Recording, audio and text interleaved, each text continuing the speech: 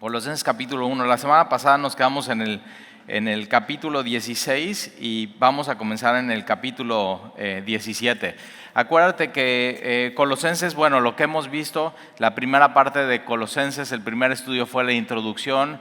Vimos en dónde está situada esta ciudad, qué es lo que estaba pasando en el contexto, cómo estaban llegando falsas doctrinas o falsos maestros. Estaba muy fuerte el tema de misticismo, o sea, cómo cosas místicas, adoración a ángeles, tienes que tener un maestro, o tienes que tener un guía, o tienes que tener un iluminado y es gnosticismo, es los que conocen. Entonces, para que tú seas parte de los que conocen cosas ocultas, cosas misteriosas que nadie sabe, entonces pues métete con nosotros a estudiar esto, ¿no? Entonces como que tenían rangos y niveles donde tú podías ir creciendo en tu sabiduría y usan, o sea, palabras como plenitud, completo, maduro, perfecto, paz, por ejemplo.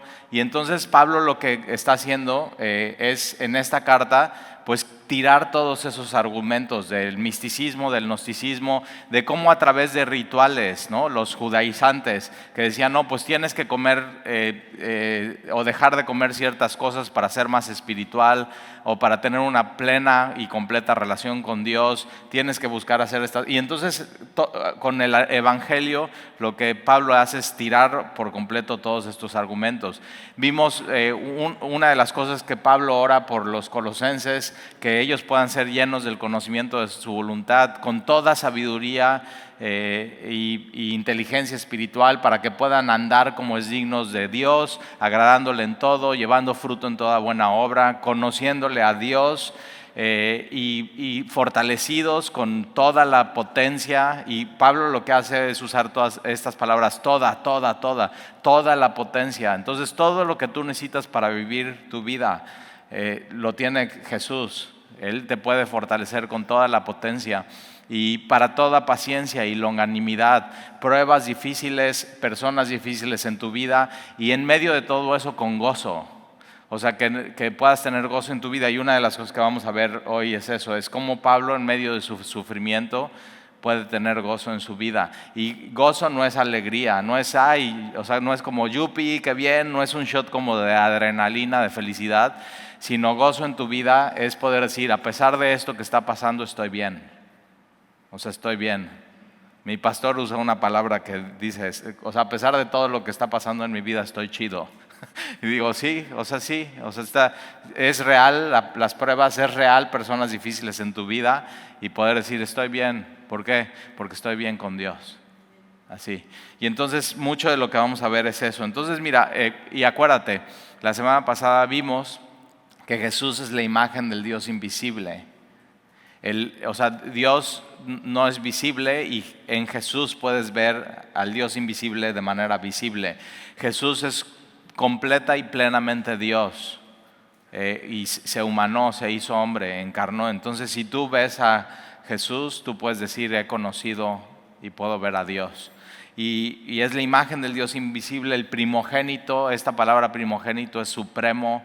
O sea, no hay nada arriba de Él. Él es lo número uno y lo más importante en su creación. Por Él fueron creadas todas las cosas, las que hay en los cielos, las que hay en la tierra, invisibles y visibles, potestades, tronos, dominios. Todo fue creado por Él y por medio de Él, y en Él todas las cosas subsisten. O sea, no solamente Él crea todo, Jesús, con su poder, sino con su mismo poder Él sostiene todas las cosas. Él es el pegamento de todo. O sea, para que todo funcione, no solamente en Él fueron creadas las cosas, sino todas las cosas se mantienen por medio de Él.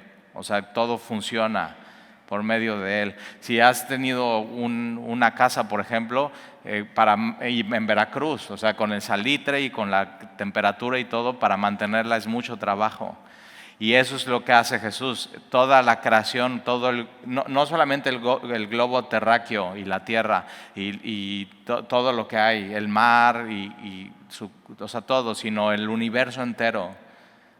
Él lo sostiene, Él lo mantiene, Él hace que funcionen las cosas. Y entonces versículo 17, y Él es antes de todas las cosas. Jesús está hablando de Jesús. Jesús es antes de todas las cosas. Jesús es eterno. Jesús es antes de todas las cosas, y Apocalipsis capítulo 1 dice que Él es el primero y el último, el principio y el fin, el que es, el que era y el que ha de venir. Y tú y yo necesitamos así un Salvador.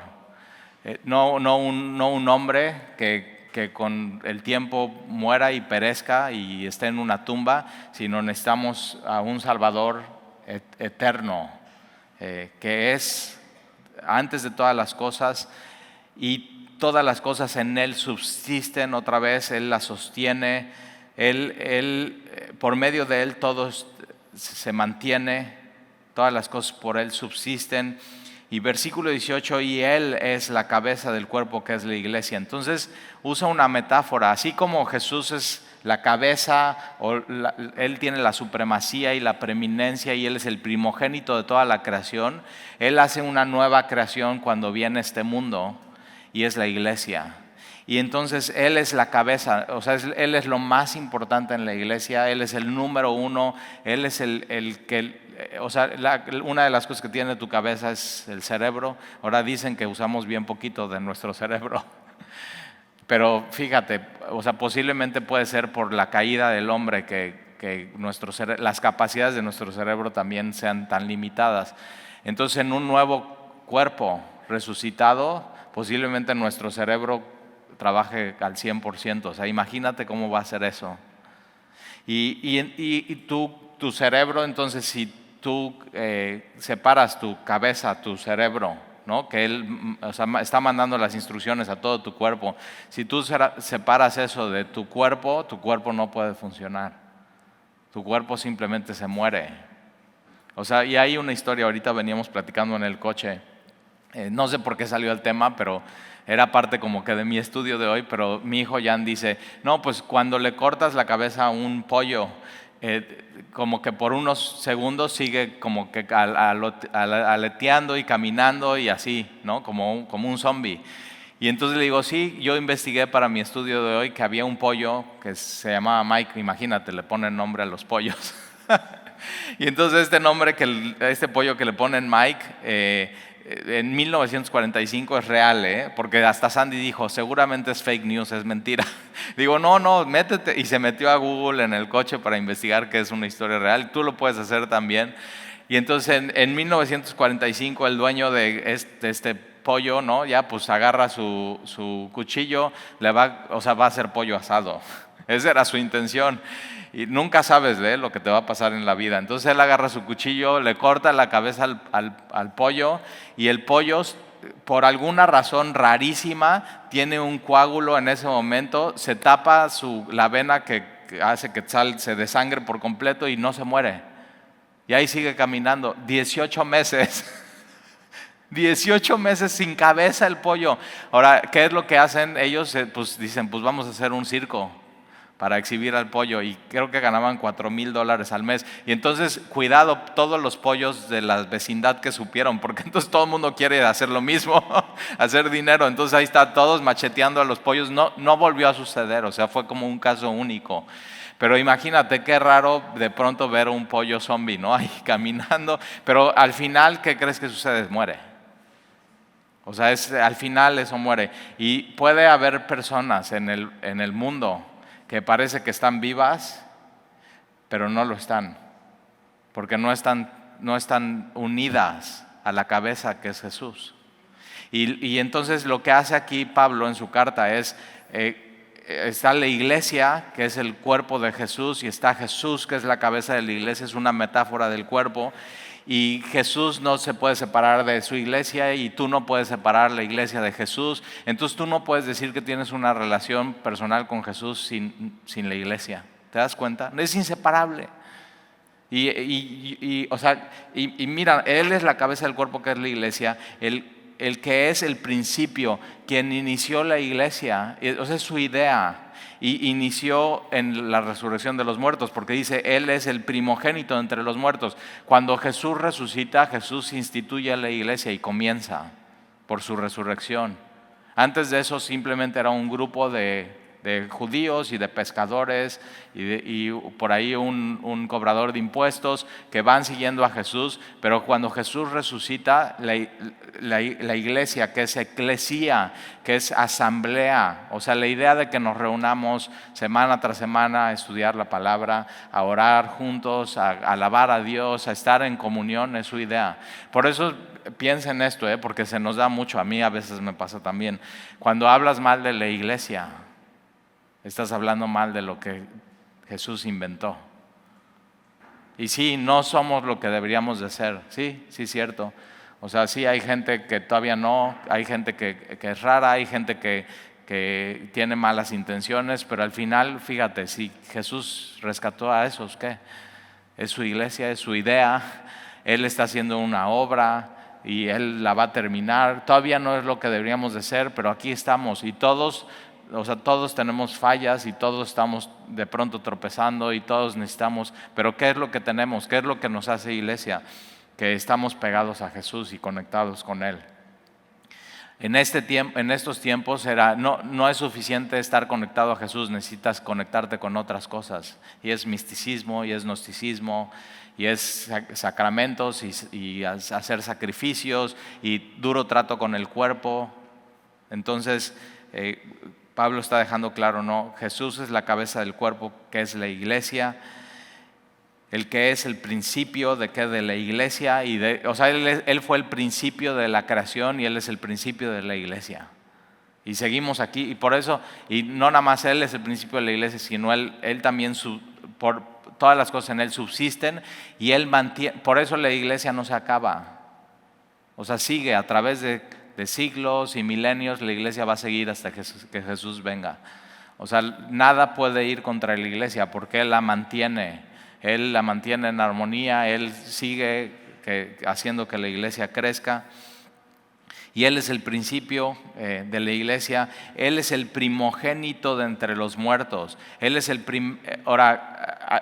está hablando de la resurrección, Él no es el primero en resucitar, por eso primogénito no quiere decir el número uno en secuencia, donde hay 2, 3, 4 y 5, sino Él es el número uno en importancia de la resurrección de los muertos. ¿Por qué? Porque tú en el Antiguo Testamento, por ejemplo, ves, hemos estado estudiando Primera y Segunda de Reyes. En Primera de Reyes, en nuestro estudio, nos topamos con el profeta Elías, y Elías, una de las cosas que hace en el capítulo 17, hay el hijo de la ama de casa, que es cercano a Elías, muere. Elías se tiende sobre su hijo 3 veces y resucita.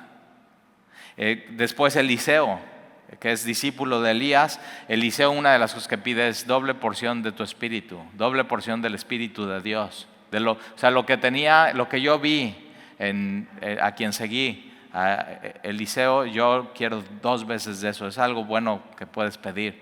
Y sí, hizo doble de milagros, o sea, realmente sí se vio eso en su vida, pero tiene un encuentro con la tsunamita, muy parecido a Elías. Su hijo muere y hace exactamente lo mismo y resucita también su hijo. En Lucas, Jesús, capítulo 7, Jesús resucita al hijo de la viuda de Naín. Jesús va pasando, ¿no?, el féretro, y esta mujer viuda está ya, o sea, su único hijo, es lo único que le queda.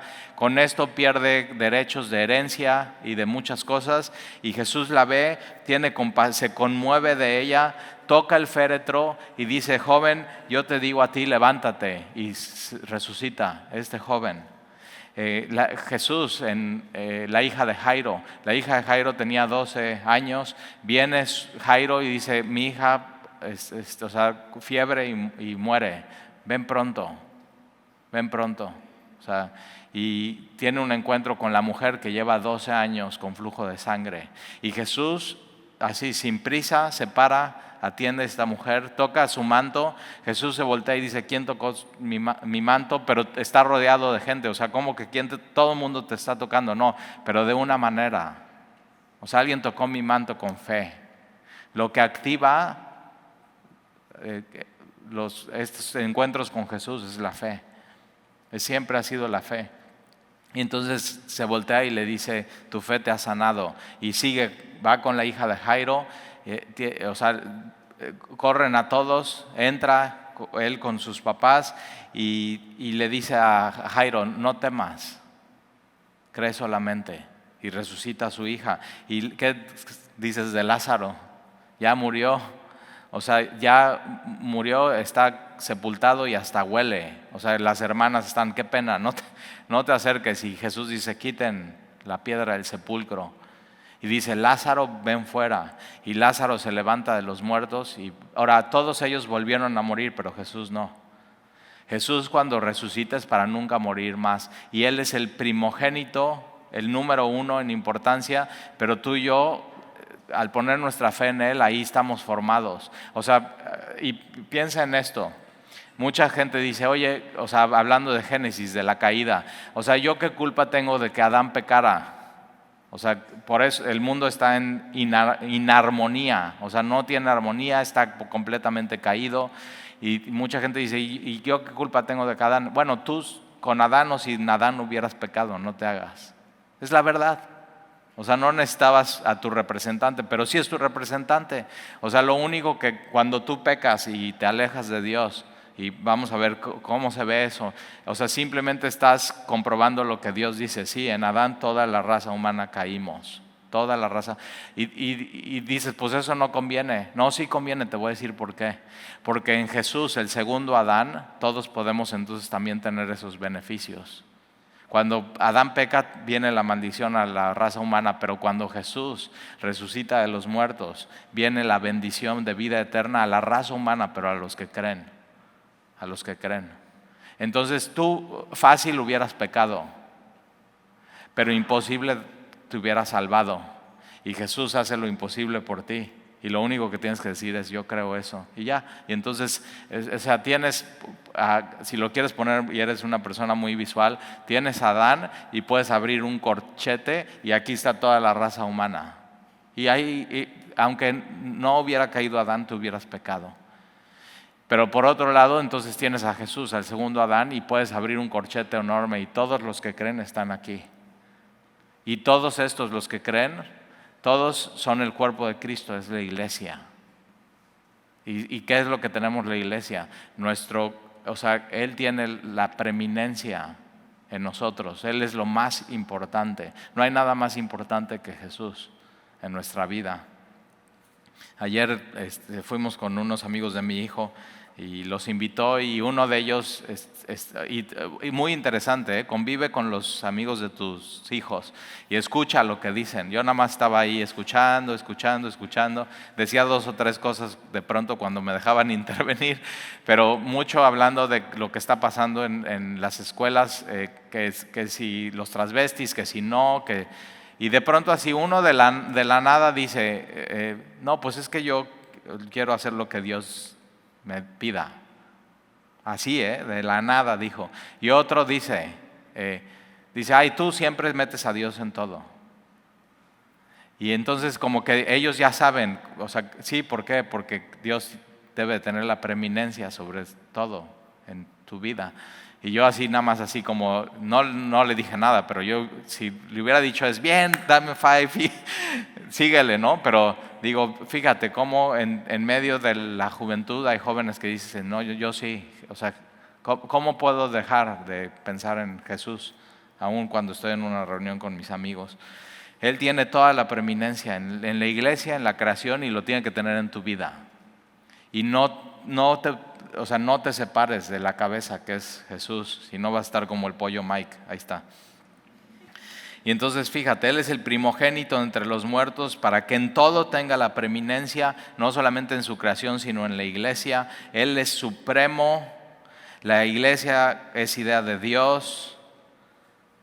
Versículo 19, por cuanto agradó al Padre que en Él, en Jesús, habitase toda plenitud. La palabra plenitud era favorita entre los gnósticos. Y hoy mismo también, o sea, es eso. ¿Estás buscando plenitud en tu vida? O sea, llama, ¿no? O sea, yo una de las cosas que hago así, cuando voy en la carretera y digo, ya estoy aburrido, ya leí un audiolibro, ya oré, pongo, y me pasa cuando voy de aquí a Puebla y justo por perote, agarra una estación de radio y es de estos cuates merolicos que están vendiendo así a Dios. O sea, llama ahora y ya sabes, se inventan una carta. Querido maestro, iluminado, no sé qué, y yo te quiero pedir. Y entonces ellos ponen frases que como que dices, ay, yo sí quiero eso también que esta persona de la carta pide. Paz, plenitud, ¿no? Llenura. O sea, y dice, y te escribo para saber si voy a tener un aumento de sueldo. ¿Quién no quiere un aumento de sueldo? Aquí. O sea, con la inflación y todo, dices, no, pues sí me haría bien un aumento de sueldo. Pero están echando anzuelos y alguien cae y dice, yo quiero eso. Y eso pasaba en Colosas con estos falsos maestros. Están queriendo vender cosas y acuérdate, los gnósticos decían que podía haber eones, que son como seres humanos, ¿no? Que tienen como esta parte de divinidad, ¿no? Iluminados, que te van a llevar a alcanzar un poco más el conocimiento de Dios y de deidad. O sea, no había uno en particular, sino había muchos de pronto por el mundo que tenían un toque de divinidad. Y eso hoy en la onda New Age está así. O sea, puede seguir a Deepak Chopra. O sea, él no dice que es Dios, pero tiene un toque de divinidad. Es eso, es un neón más. Puedes seguir las enseñanzas de Gandhi. Él no dice que es Dios, pero tiene un toque de divinidad. Y entonces lo ves con su túnica y pelón y así, y dices, se ve bien espiritual. Pues sí, o sea, pero ve cómo la gente ve eso, es como si eso fuera espiritual, como si no vestirte como bien, ¿no? Andar descalzo como que pareciera muy espiritual. Y no, eso, o sea, sí, entonces, pero todo eso estaba pasando, toda esa corriente. Y ponerte en la mañana, ¿no? Salgo a correr en las mañanas y ayer estaba corriendo y un calorón, pero digo, sí, y yoga en la playa, muy espiritual. Todas y todos vestidos de blanco y el sol y la isla y todo bonito y así, y pareciera muy espiritual, pero se suben al coche, se les cruza alguien en el bulevar y ¿te das cuenta? O sea, como que, pero todo es eso, o sea, es una corriente en el mundo que, o sea, necesitas aparte de Jesús algo más para que tengas plenitud. Y mira lo que dice aquí, Colosenses dice, en Él habita toda plenitud. O sea, toda la plenitud de Dios es Jesús. No necesitas más. Todo atributo de Dios. No ciertos atributos de Dios están en Jesús. No, todo atributo de Dios está en Jesús. Toda la gloria de Dios está en Jesús. Toda la bondad de Dios está en Jesús. Toda la compasión de Dios está en Jesús. Toda la misericordia de Dios está en Jesús. Toda la justicia de Dios está en Jesús. En Él habita toda la plenitud.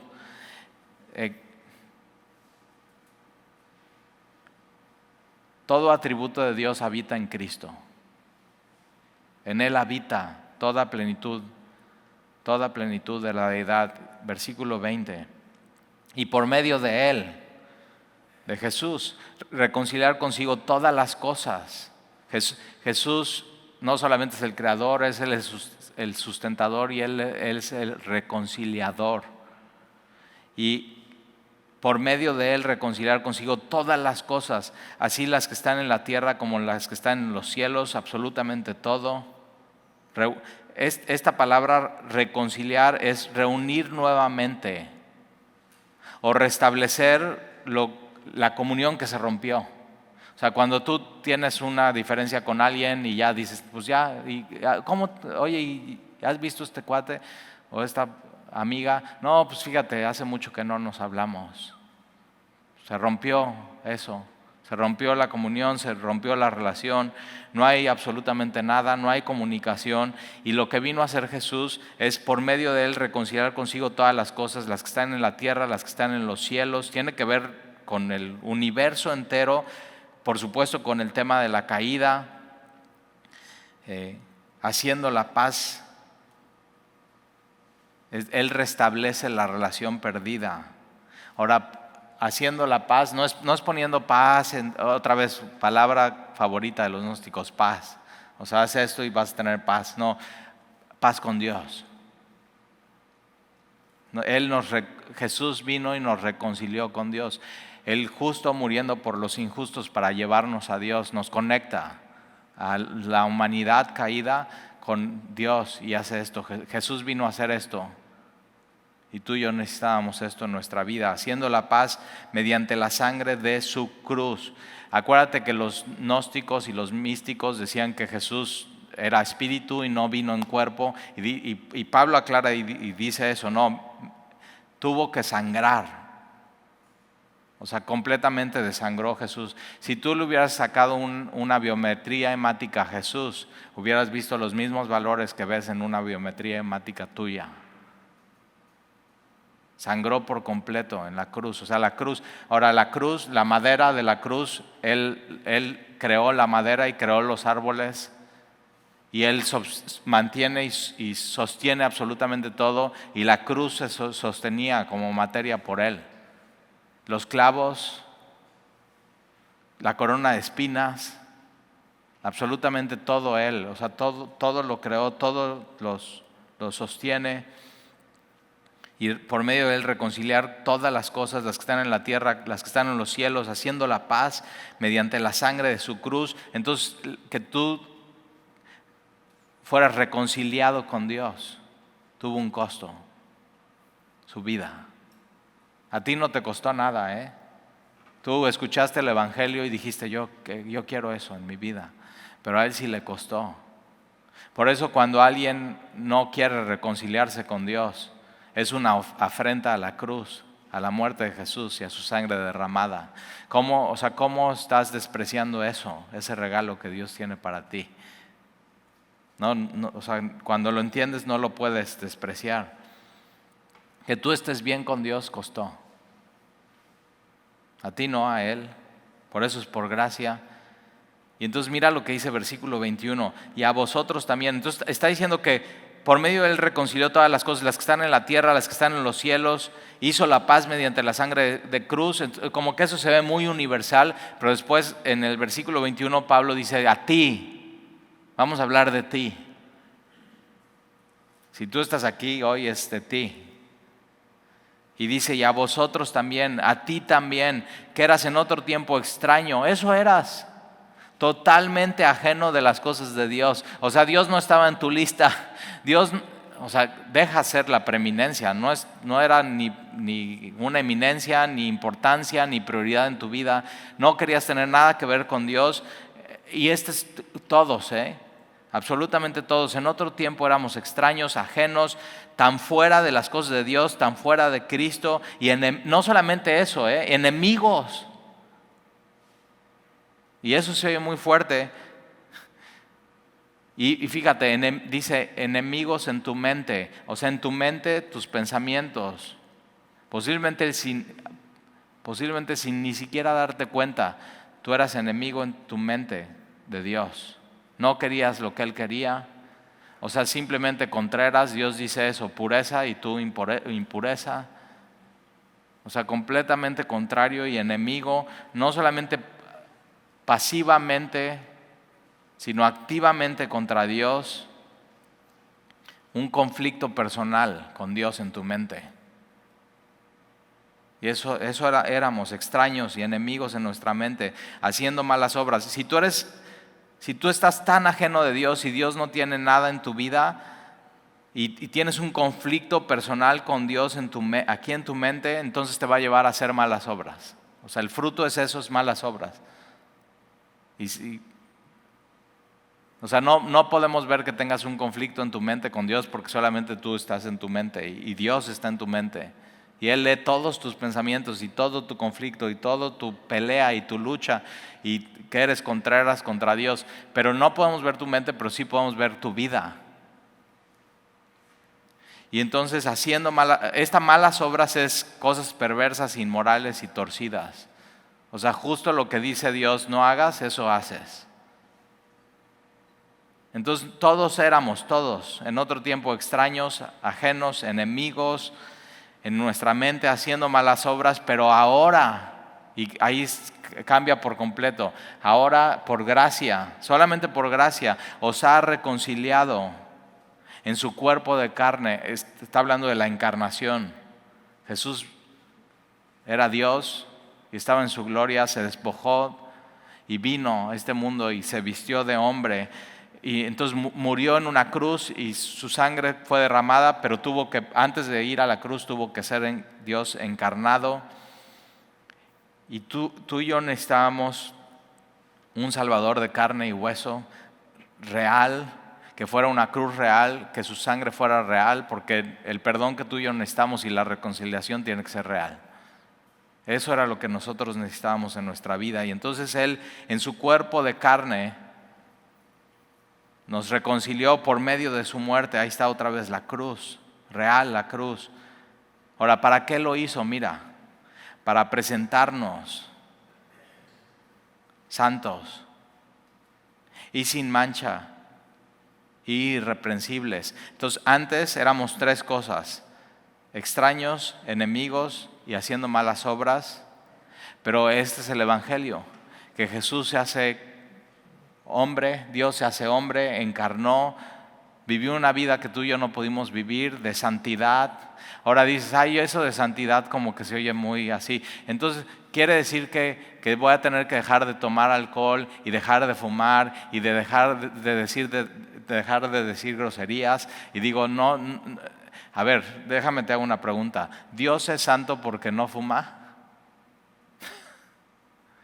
¿Dios es santo porque no dice groserías? ¿Dios es santo porque no toma alcohol? No. Va mucho más allá de eso. Va mucho más profundo.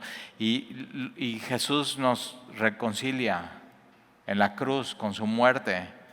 ¿Para qué? Para presentarnos, ya no ser extraños, sino ahora ser santos, ser suyos. Ya somos suyos. Ya no somos ajenos, ya no estamos lejos, ya estamos cerca. Somos apartados para Él, somos santos y sin mancha. Es una realidad en nuestras vidas, Ahora, cuando pecas, no sé si te ha pasado, pecas y te sientes sucio. O sea, pero entonces, ¿qué tienes que hacer? Ir a la cabeza, que es Jesús. Y decir, Señor, confiesas y Él te limpia. Te vuelve a limpiar de tus pecados. Y lo que hace la cruz es que nos limpia de nuestros pecados y nos perdona y nos redime y nos compra. Y entonces somos santos y sin mancha, irreprensibles delante de Él. Y esta palabra irreprensible es que ya no hay acusación contra nosotros. Entonces nos podemos parar delante de Dios y decir, ya soy santo, soy de Él. No soy ajeno, no soy extraño, no soy enemigo, soy de Él, sin mancha. Y nadie me puede acusar. ¿Por qué? Porque Jesús ya pagó por ti. Él fue condenado por ti. Entonces no hay acusación en tu contra. Y eso da una tremenda libertad. O sea, ve lo que logró Jesús por ti y por mí en la cruz. Para presentarnos santos y sin mancha. Cuando estás en Jesús, y esa es tu posición, estás en Cristo, eres santo, sin mancha, irreprensible. Y no hay ninguna condenación en tu contra. Digo, o sea, ¿qué religión ofrece esto en el mundo? Nadie. Nadie hace esto. O sea, y Jesús arregla el asunto, aún Él siendo el dolido, o sea, pecamos contra Dios. Y Él dice, no importa, yo arreglo el asunto. Pero para arreglar el asunto, Él se pone a mi nivel, se hace hombre y se sienta con nosotros y arregla el asunto. Él viene a mí, yo no a Él. Él vino a salvarme. Romanos 5:1. Mas Dios muestra su amor para con nosotros en que aún siendo pecadores, Él viene, se hace como yo, se pone a mi nivel y me salva. Mas Dios muestra su amor para con nosotros en que aún siendo pecadores, Cristo murió por nosotros. O sea, el Evangelio es único y nada en este mundo, ni gnosticismo, ni misticismo, ni nada ofrece esto, sino solamente el Evangelio, solamente Jesús. Y entonces, versículo 23. Si en verdad permanecéis, entonces, ¿qué me toca hacer a mí? Hasta ahorita nada. Todo esto ya, lo que te tocaba no lo pudiste hacer, ya nos pusimos de acuerdo. Tú eras enemigo, tú estabas ajeno y tú en tu mente estabas en contra de Él, traías un pleito con Dios. Ahora, no sé tú, pero yo, ¿para qué te peleas con Dios? Alguien va a ganar y déjame decirte, no va a ser tú. Tu razonamiento y tus argumentos, por más bueno que sean, no le vas a ganar a Dios. Lo que toca con Dios es rendirse. Y posiblemente tú estés aquí hoy y has estado luchando con Dios en tu mente, y nadie sabe, solamente tú. Y lo que toca, lo inteligente es rendirse, porque Él es la imagen del Dios invisible, el primogénito de toda la creación. En Él fueron creadas todas las cosas, todas las cosas en Él subsisten. Y Él es la cabeza del cuerpo, que es la iglesia. Él es el primogénito entre los muertos. Él tiene toda la supremacía y toda la preeminencia en todo. Entonces, ¿cómo vas a poder pelearte con Él? Lo inteligente es rendirte y decir, aquí estoy, Señor. Y decir, yo era extraño, yo era ajeno, yo era enemigo. Sé que estaba haciendo malas las cosas, pero yo necesito a ti como Salvador y como Señor en mi vida. Me rindo. Ahí está, ya. No hay cosa más cansada que estar peleado con Dios. No hay cosa más cansada y difícil en este mundo que ser rebelde con Dios y no tener paz y no tener gozo y no tener la plenitud que hay en Jesús, que Él lo llena todo en todos. Y eso lo puedes buscar en todos lados. Puedes ir al bulevar, clase tras clase tras clase de yoga. Puedes ir a clase de meditación, puedes ir a clase de tai chi, puedes ir a clase de reiki, puedes hacer artes marciales mixtas, puedes hacer ejercicio. Y hay gente que dice, no, Forrest Gump, ¿te acuerdas de la película? O sea, se siente tan vacío y se pone a correr y va por todo Estados Unidos. Y de pronto dice, no, pues ya, esto ya no, y para. Y tiene sus seguidores atrás, como los gnósticos. Y se voltea y dice, creo que voy a ir a casa. Ya, se acabó. No le sirvió de mucho. Por un momento se olvidó de sus problemas, pero por más que corría, lo seguían. Y la solución entonces no es esa, no es tanto ejercicio. Es Jesús. Entonces, ¿qué toca? ¿Qué nos toca hacer? Esto, permanecer. Versículo 23, si en verdad permanecéis, permanecer, fundados. Esta idea de fundados es un edificio donde el fundamento tiene que ser Jesús y el Evangelio y nada más. Tú nada más necesitas ese fundamento y sobre ese fundamento construyes para arriba. Y creces, pero conectado siempre con la cabeza, con el fundamento. Entonces permanecer fundados y firmes en la fe, firme como soldado. Me paro ahí, no me muevo, firme en la fe, sin moveros de la esperanza del Evangelio. Es la única esperanza. Entonces ahí en el Evangelio es tu fundamento, ahí construyes, estás firme y no te mueves. Esta idea de sin movernos tiene que ver, es una metáfora de sentado en una silla y no te mueves de silla. O sea, tú agarras el Evangelio y decides, ok, esto es el Evangelio y aquí me voy a sentar y no me muevo. Y pueden venir gnosticismo, o sea, vientos de corrientes, de doctrinas, y dicen, no, mira, esta silla está más cómoda, no me muevo. Mira, prueba esto, no me muevo. A veces es bueno ser necio, en estas cosas. No te muevas. No te muevas. Aquí me quedo, no me muevo. Y una de las cosas que va a ver tu familia que no cree en Jesús y no cree en el Evangelio oye, pues sí, mira, traes esos rollos, pero no se mueve. No te muevas. Y todo lo demás, o sea, todo pasa. Son modas. Viene esta moda de religiosidad, de espiritualidad, y va y viene. Pero tú y yo aquí me quedo, aquí me siento, no me muevo. Ahora, ¿estás sentada en la silla correcta del Evangelio? Si no, párate de cualquier otra silla, porque esa silla lleva a la perdición, y siéntate en la silla de salvación.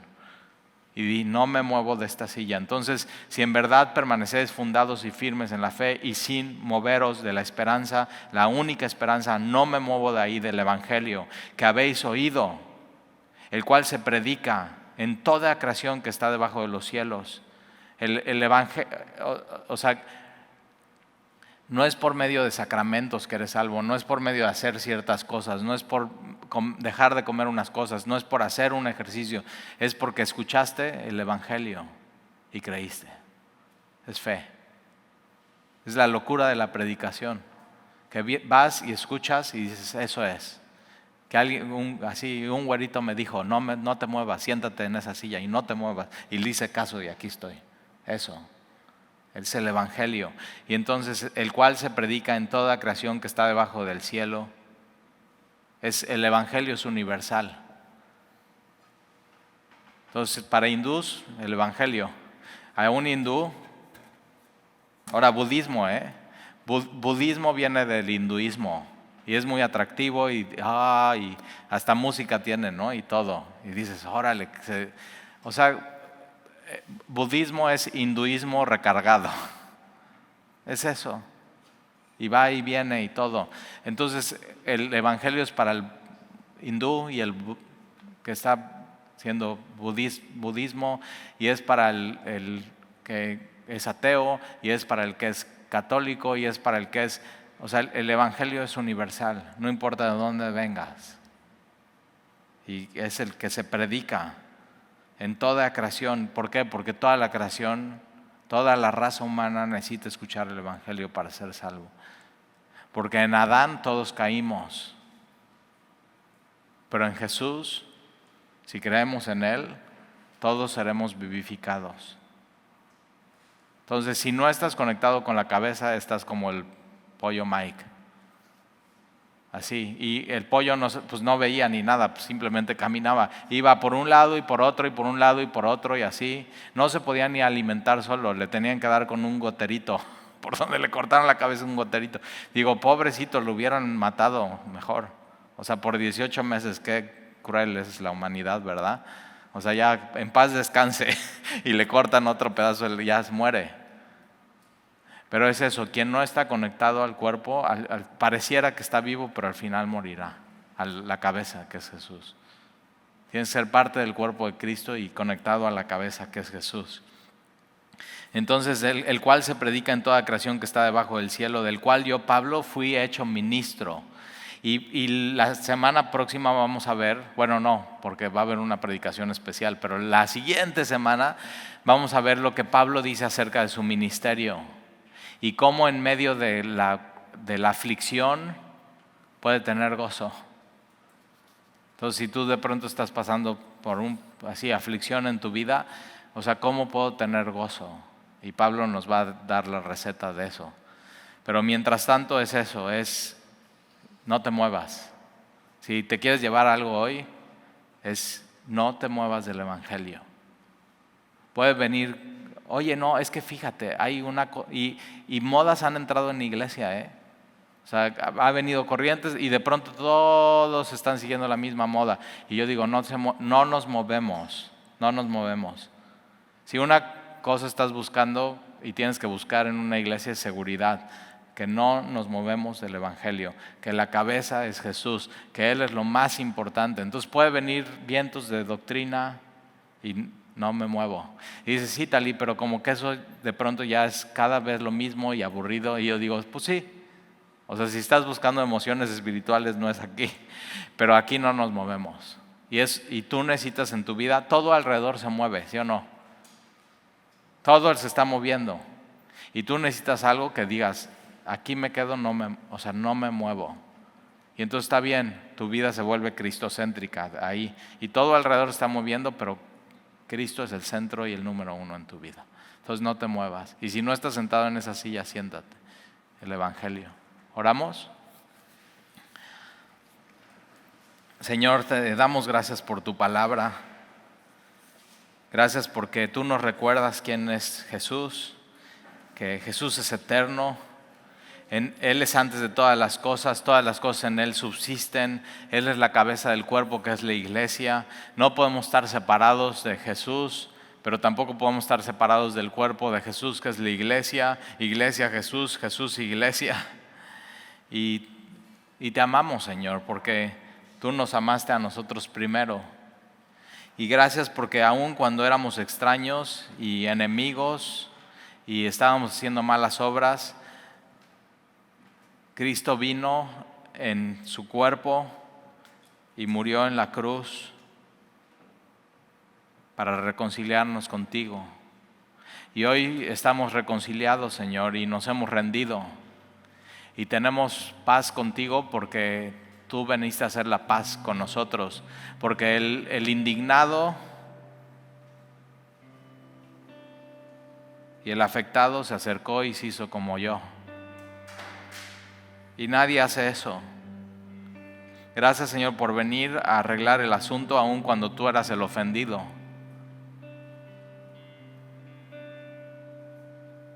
Gracias por el Evangelio. Y yo te pido, Señor, que los que estamos aquí hoy no nos movamos. No me muevo. Firme, perseverando, constantes, sin movernos de la esperanza. No hay otra esperanza, no hay otra esperanza. Entonces ahí nos sentamos en la esperanza que es el Evangelio. Y te lo pedimos, Señor, en el nombre de Jesús. Amén.